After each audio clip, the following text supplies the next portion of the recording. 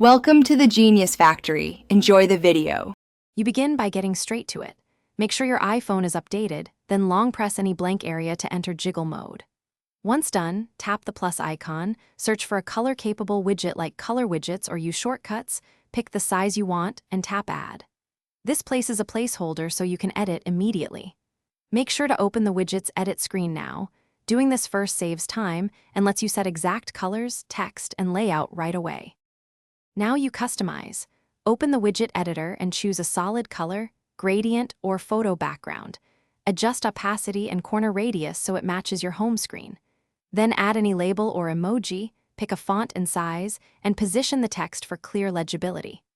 Once you see a preview, test the same settings on 1x1 and larger sizes.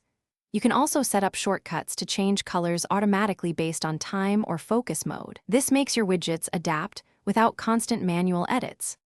Finish by dragging the configured widget into its final position and exiting jiggle mode so you can evaluate it in normal use.